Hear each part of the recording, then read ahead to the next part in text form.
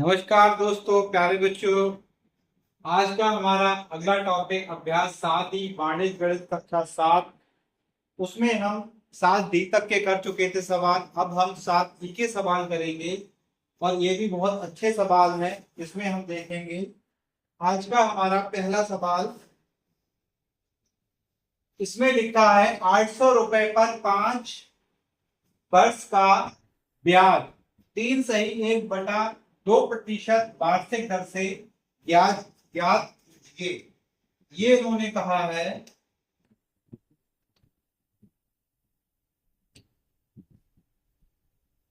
अब हम साधारण ब्याज के तौर पे इस पे निकालेंगे, तो सबसे पहले हम निकालेंगे मूलधन। मूलधन क्या होता? मूलधन 800 रुपए है। मैं आपको बता दूं, मूलधन वह धन होता है जो ब्याज स्वरूप उधार लिया जाए या उधार दिया जाए। मुझे अगर जरूरत है तो मैंने 100 रुपए अगर किसी व्यक्ति को उधार दिए हैं तो वह धन मेरे लिए क्या हो गया? मूलधन हो गया। और जिस व्यक्ति ने लिया है उसके लिए भी क्या हो गया? मूलधन हो गया। तो यहाँ पर कितने रुपए लिए गए थे? 800 रुपए। समय कितना है? एक बात ये नोट करेंगे, समय है यहाँ पर 5 वर्ष। और दर कितनी है? समय कितने समय के लिए वह धन लिया गया, ये चीज निर्भर करती है। 3.5% की दर है। 3 सही 1/2%। इसको जो हमने सही किया, 2 3 6 7/2%। ठीक है। अब साधारण ब्याज बराबर होता है मूलधन गुणा दर गुणा समय बटे 100। तो मूलधन कितना है? 800। दर कितना है? 7/2। और समय कितना है? 5। और कुल कितना है? बटे में गुणा में 100 आ जाता है। तो एक जीरो से एक जीरो कट गया, दूसरे से दूसरा कट गया, 2 1 कम 2, 2 चौका। फाइनली बचा 4 गुणा 7 गुणा 5, 5 चौक 20, 20 सत्ते 140 रुपए। इस सवाल का क्या होगा? आंसर होगा। ठीक है। नोट करेंगे इस सवाल का सॉल्यूशन। अगला सवाल देखो। 1500 रुपए पर 6 महीने का 12% वार्षिक दर से ब्याज तथा मिश्रधन ब्याज कीजिए। सेम सवाल है, इसमें थोड़ा सा इन्होंने ऐड किया है। मूलधन कितना हुआ इसमें? इसमें मूलधन बराबर हुआ 1500। ठीक है। समय कितना हुआ? 6 महीने। समय कितना हुआ? 6 माह, यानी कि आधा वर्ष। एक वर्ष में 12 माह होते हैं, तो 6 माह में कितने वर्ष हुए? आधा वर्ष हुआ, क्योंकि ब्याज वार्षिक कह रहा है। तो दर कितनी हो गई यहाँ पे? हम ये भी नोट करेंगे। दर हो गई हमारी 12%। अब साधारण ब्याज निकालना है, तो हम नोट करेंगे साधारण ब्याज बराबर होता है मूलधन गुणा दर गुणा समय बटे 100। मूलधन कितना है? 1500। दर कितनी है? 12। और समय कितना है? 1/2। 100 गुणा में ये रहता है भाग में, तो ये हमारा ऐसे कट गया। 2 1 कम 2, 2 छक्के 12। फाइनली आया 15 गुणा 6, यानी कि 90 रुपए। ये जो आया हमारा एक आंसर, तो ये होगा 90 रुपए, ये ब्याज आया। अब हमें निकालना था सवाल में मिश्रधन बराबर होता है हमारा मूलधन प्लस ब्याज होता है। तो मूलधन कितना था? 1500। और ब्याज कितना हुआ? 90। तो मिश्रधन कितना हुआ? 1500। एक उत्तर होगा इसका 90, एक उत्तर होगा इसका 1500। ठीक है। स्क्रीनशॉट लेंगे, अगली ओर बढ़ेंगे, अगला सवाल देखेंगे। तीसरा, किसी धन का 6 सही 1/4% वार्षिक ब्याज की दर से 3 वर्ष में साधारण ब्याज 150 रुपए हो जाता है, वह धन ज्ञात कीजिए। मतलब मूलधन नहीं पता है, तो हम इसमें मान ले रहे हैं, माना माना मूलधन बराबर x। मूलधन कितना मान लिया? x। ठीक है, अब उस x पर ब्याज कितना मिला हमें? ब्याज बराबर 150 है। ठीक है, अब समय कितना लगा उस ब्याज को मिलने में? समय लगा 3 वर्ष। समय बराबर 3 वर्ष। अब वह पैसा किस रेट से दिया गया था? दर क्या थी? तो दर थी इसमें 6 सही 1/4%, यानी कि 25/4। ठीक है, वही सूत्र सेम। साधारण साधारण ब्याज बराबर मूलधन गुणा दर गुणा समय बटे 100। साधारण ब्याज कितना है? 150। मूलधन कितना है? x। दर कितनी है? 25/4 गुणा समय कितना है? 3/100। 25 एकम 25 चौक 100। अब जब हम इसको हल करेंगे तो ये हमारा हो गया x बराबर 150 गुणा 4 गुणा 4/3। 3 एकम 3 और 50 150। 50 गुणा 4 गुणा 4, तो ये हो गया 4 चौक 16 पंजे 80, यानी कि 800 रुपए क्या हुआ? इस सवाल का आंसर हुआ। 800 रुपए का धन इतनी रेट से इतने वर्ष में इतने ये दिया जाए तो 150 रुपए हमें मिल जाए। अगला सवाल नोट करेंगे। 7,200 रुपए का 3 वर्ष का ब्याज 1,080 रुपए है, ब्याज की दर बताइए। मूलधन कितना है? मूलधन मूलधन बराबर 7,200। मिश्र धन कितना है? मिश्र धन यानी कि ब्याज सहित धन कितना है? 1,080। तो फाइनली ब्याज कितना है? नहीं, ब्याज दे रखा, वर्ष का ब्याज 1,080 है, मिश्र धन नहीं दे रखा। मिश्र धन नहीं दे रखा है, ब्याज भी हमें दे रखा, तो हम ब्याज निकाल देंगे। ब्याज दे रखा है 1,080। समय कितना है? समय बराबर 3 वर्ष। दर हमें फाइनली निकालनी है, दर बराबर आर, ये हमें निकालना है रे। तो ब्याज बराबर मूलधन गुणा दर गुणा समय बटे 100। ब्याज है हमारा 1,080, 7,200 गुणा 8, समय 3/100, 1 2 1। ठीक है, अब इसको हमें निकालना है। r बराबर 1,080 बटे 72 गुणे 3। इसको हमने काटा, 12 छंग 72 और 12 नीम 108। ठीक है, फाइनली आया 6 तिया 18, 3 पंजे 90, 5%। कितना आएगा? 5% हमारा इस सवाल का आंसर आएगा। अगले सवाल की ओर बढ़ते हैं। 800 रुपए का 6 सही 1/4 वर्ष में मिश्र धन 1,150 रुपए हो जाता है, ब्याज की दर ज्ञात कीजिए। मूलधन कितना है? मूलधन को पीवी लिखते हैं, पी बराबर कितना है? 800। ठीक है, और टाइम वर्ष में टाइम कितना है? टी बराबर टाइम कितना है? 6 सही 1/4 वर्ष, यानी कि 25/4 वर्ष।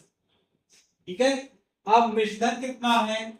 मिश्र धन को हम मिश्र धन को हम ए से लिखते हैं, तो ये कितना है हमारा 1150। तो फाइनली ब्याज हमें कितना मिलेगा 1150 माइनस 800, यानी कि 350 रुपए हमें ब्याज मिला होगा। दर हमें निकालना है, दर हमें निकालना है, तो हम सीधे सीधे अगर निकालें, दर बराबर होता है ब्याज गुणे 100 बटे मूलधन गुणा समय। तो ये हमारा आया ब्याज 350 गुणे 100 बटे मूलधन गुणा समय, यानी कि 25 बटे 4। जो 25 के नीचे 4 था वो ऊपर चला गया, 4 ये कटा तो आया। अब हमने जब इसको काटा 4 दूने 8, 200 इसको काटा, 4 पंजे 20, 50 आया, एक जीरो से एक जीरो, 5 सत्ते 35, यानी ये 7%। कितना आया 7%। इस सवाल का उत्तर आएगा। स्क्रीनशॉट में लिखा, अगला सवाल हम नोट करेंगे। कितने समय में, कितने समय में, मान लिया टी समय, समय कितना मान लिया, समय बराबर टी, ठीक है। मूलधन यानी कि टी कितना है 7500 रुपए पर 11% वार्षिक दर से, आर कितना है 11% वार्षिक। कैसा है ये विशेष रूप से ध्यान रखेंगे कि दर हमें वार्षिक दे रखी है, कैसी दे रखी, साधारण ब्याज दर से साधारण ब्याज, ब्याज कितना है 4125 रुपए हो जाएगा। तो हमें निकालना क्या है, फाइनली समय निकालना, ठीक है। तो हमारे पास समय निकालने का सूत्र होता है ब्याज गुणा 100 बटे मूलधन गुणा दर। ब्याज कितना है 4125 गुणा 100 बटे मूलधन कितना है 7500, दर कितनी है, दर है हमारी 11%, कितनी है 11%। एक जीरो दो जीरो, एक जीरो दो जीरो कट गए आपस में। अब हमने इसको काटा, 25 से काटो, 25 तिया 3 से काटो, ठीक है, 3 25 75 और 3 से काटो इसको, 3 एकम 3 बचे 1 11, 3 तिया 9 बचे कितने 2 बचे, 3 सत्ते 21 बचा 1, 3 पंजे 15, ठीक है। अब ये संख्या 11 से भी कटती होगी, 11 एकम 11, 11 एकम 11 बचे कितने 2 27, 11 दूनी 22, 5 55, 11 पंजे 55, 25 पंजे 125। तो फाइनली समय आया हमारा 5 वर्ष। इस सवाल का उत्तर हमारा आएगा 5 वर्ष। अगला सवाल हम नोट करेंगे, स्क्रीनशॉट ले लिया होगा। 10% वार्षिक ब्याज की दर से, यानी कि आर बराबर है 10%, कितने समय में टी बराबर निकालना है।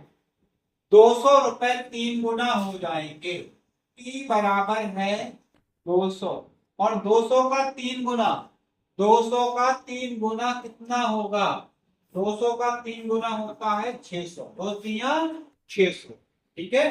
तो ए बराबर कितना हो गया 600। तो फाइनली हमें यहाँ ब्याज प्राप्त हुआ ए माइनस टी, यानी कि 600 माइनस 200, ब्याज प्राप्त हुआ 400, ठीक है। अब उन्होंने समय निकलवाया, तो समय बराबर अभी हमने पिछले सवाल में फार्मूला इस्तेमाल किया था, ब्याज गुणा 100 बटे मूलधन गुणा दर। ब्याज हमारा था, ब्याज हमारा कितना है 400 गुणा 100 बटे मूलधन कितना है 200 और दर कितनी है 10%, 200 दूनी 400, एक जीरो से एक जीरो कट गया, 2 गुणा 10 यानी कि 20 समय निकालना है तो उत्तर आएगा 200 रुपए 20 वर्ष में 3 गुने हो जाएंगे अगर ब्याज की दर 10% रही। अगला सवाल देखते हैं। और एक वस्तु का अंकित मूल्य 500 रुपए है, वह 10% बट्टे पर बेची गई वस्तु का विक्रय मूल्य ज्ञात कीजिए।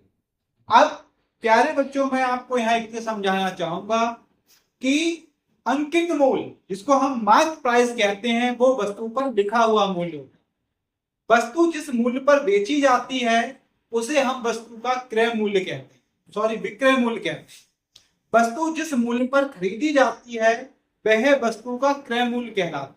जिस मूल्य पर बेची जाती है वह वस्तु का विक्रय मूल्य कहलाता है।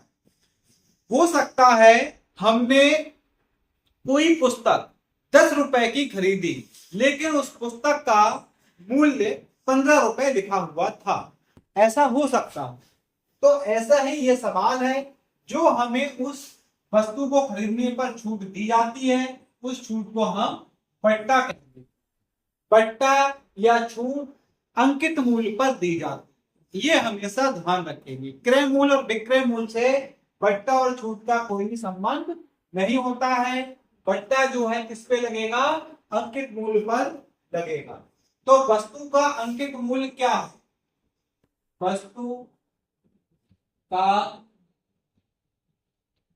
अंकित मूल्य है 500। अब बट्टा यानी कि छूट क्या दी जा रही है? बट्टा प्रतिशत कितना है? 10%। तो बट्टा की राशि क्या हो गई? ये हम निकाल लेंगे। अंकित मूल्य का 10% बट्टा दिया है तो 500 गुणा 10 बटे 100, 1 2 1 2 5 7 50 रुपए की छूट दी गई। तो विक्रय मूल्य वस्तु का कितना आएगा? विक्रय मूल्य आएगा जो वस्तु का अंकित मूल्य था उसमें से क्या घटा दिया जाए? बट्टा की राशि घटा दी जाए। क्या घटा दी जाए? बट्टा की राशि घटा दी जाए। तो फाइनली वह वस्तु 450 रुपए में बिक जाए। स्क्रीनशॉट ले लेंगे इसका और हम अगले सवाल की ओर अग्रसर हो जाएंगे। ठीक है, नवा सवाल है हमारा। नवा सवाल है, एक घड़ी का विक्रय मूल्य 420 रुपए है, 25% बट्टे पर बेची गई। घड़ी का अंकित मूल्य ज्ञात। ठीक है, हमने माना घड़ी का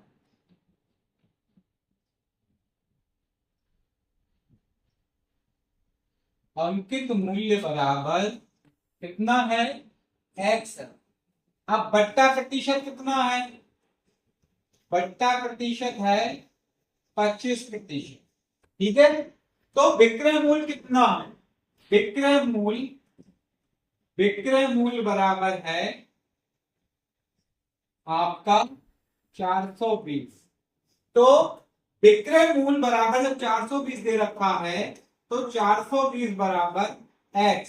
क्रय मूल्य में से क्या घटाया होगा? अंकित मूल्य में से जो छूट थी वही तो घटाई होगी, 25/100। ठीक है, अब इसको जो हमने हल किया 420 बराबर क्या आएगा हमारा? 75x/100। 25 चौक 100, 25 3 75। फाइनली आएगा x बराबर 420/3 गुणा 4, 3 14 140 गुणा 4 560। कितना आएगा? 560 रुपए घड़ी का अंकित मूल्य आएगा। ठीक है, स्क्रीनशॉट लेंगे, अगला सवाल देखेंगे। एक सिलाई मशीन का अंकित मूल्य 830 रुपए है।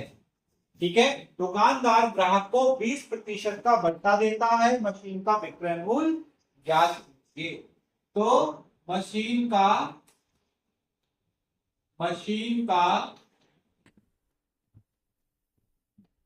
क्रय मूल्य कितना है?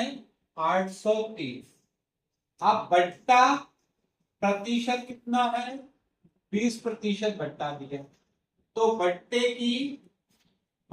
की राशि कितनी हो गई? 830 गुणा 20/100, 1 2 1 2। फाइनली आया 83 गुणा 2, 2 3 6, 8 दूनी 16, 166 हो। तो विक्रय मूल्य क्या करना है हमें? क्या निकालना है? विक्रय मूल्य। जो अंकित मूल्य था उसमें से छूट को घटा दीजिए, विक्रय मूल्य निकल के आएगा। 10 में से 6 गया 4, इधर रह गए कितने? 2, 12, 12 में से 6 गए 6 बचे। ठीक है, इधर कितना रह गया? एक हाथ से दिया तो 7, 764 यही रहेगा ना। 36 30 66, ठीक है, 764 रुपए। ये क्या होगा हमारा इस सवाल का आंसर होगा। अगला देखेंगे 11वां सवाल। एक पुस्तक का अंकित मूल्य 75 रुपए है, दुकानदार उसे 60 रुपए में बेचता है, कितने प्रतिशत छूट प्रदान करता है? ये हमसे उन्हें पूछा है। अंकित मूल्य कितना? पुस्तक का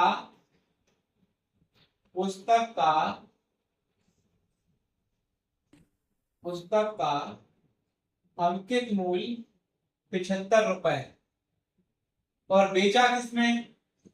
तो पुस्तक का विक्रय मूल्य 60 रुपए है, तो छूट कितनी हो गई? छूट हो गई 75 की थी, 60 में दे दी, 15 रुपए की छूट हो गई। तो छूट प्रतिशत क्या हो गई? कितने प्रतिशत की छूट प्रदान करता है? छूट प्रतिशत क्या हो गया? छूट प्रतिशत बराबर हो गया छूट गुणा 100 बटे अंकित मूल्य बटे अंकित मूल्य। तो 15 गुणे 100 बटे अंकित मूल्य 75 था। 15 एकम 15 दूनी नहीं, 15 एकम 15 पंजे 75, क्या होगा?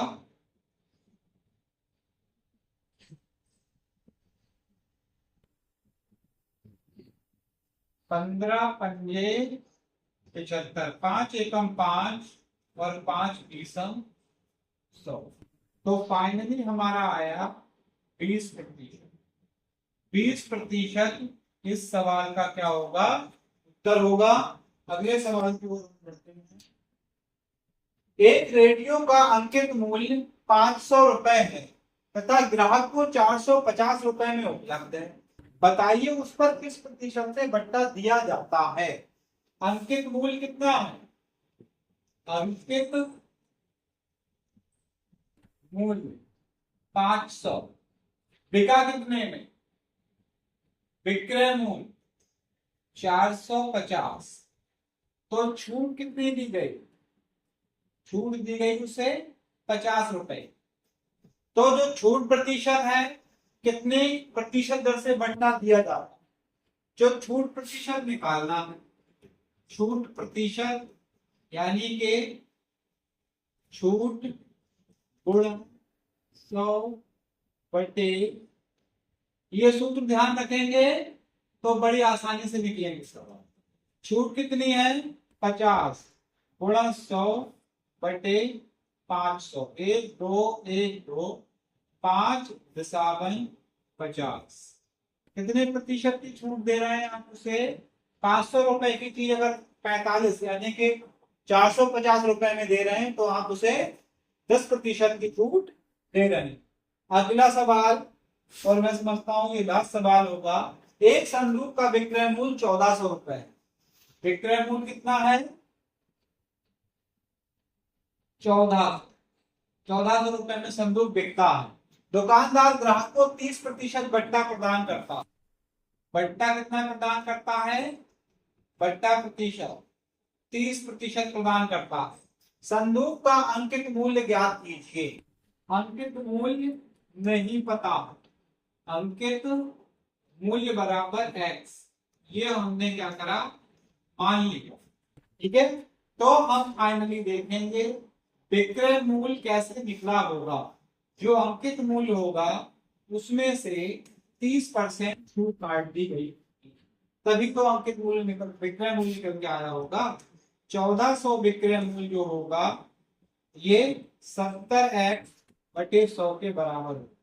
70 दूनी 140, यानी कितना हुआ 20। तो फाइनली x बराबर आया 20 गुणा 100, यानी कि 2000 रुपए का संदूक 30% छूट देने के बाद 1400 रुपए में कस्टमर को मिल गया होगा। इस तरीके से ये हमारे 7 ई के जितने भी सवाल थे हमने एक एक करके सबका सॉल्यूशन देख लिया, और मैं उम्मीद करता हूं आपको ये सारे सवाल बहुत अच्छी तरीके से समझ में आए होंगे। और अगर कोई भी सवाल में कहीं पर भी आपको कोई डाउट हो तो आप तुरंत मुझे उस सवाल की वीडियो के नीचे कमेंट करें, मैं दोबारा से उसको करने का प्रयास करूंगा ताकि आपके समझ में बहुत अच्छे से आ सके। Thank you so much.